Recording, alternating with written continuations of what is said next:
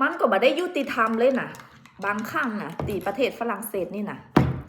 ไอ้พวกแขกขาวแขกดำพวกบังน่ะมันหอบลูกหอบเมียมันมาจากประเทศบ้านมันก็หอบเมียมันมาอยู่เพ่ผลิตลูกกันเป็นขโยง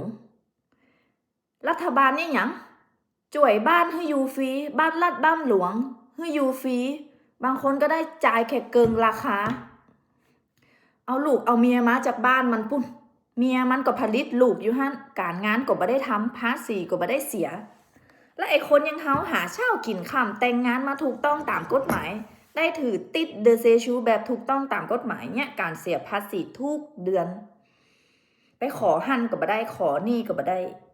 จ่ายภาษีนี่จ่ายเต็มพอเวลากูเดือดร้อนไปขออย่างนี้บ่ฮือบอกว่าเงินเดือนคุณ2 คนผัวเมียเกินมาตรฐานที่รัฐบาลที่หลวงจะช่วยเหลือ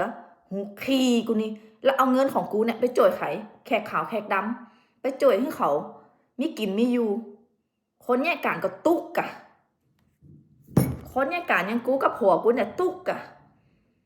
ไปจ่วยอย่างนะบ้านกูเขากระจายเต็มเดือนละ1,600 ยูโรเขาจ่ายอย่างหลวงให้อยู่บ้านฟรีบางคนก็ได้จ่ายน้อยเดียว200-300 ยูโรแม่ครอบครัวกูนี่ได้จ่ายเต็มเจ้าเนี่ยอย่าง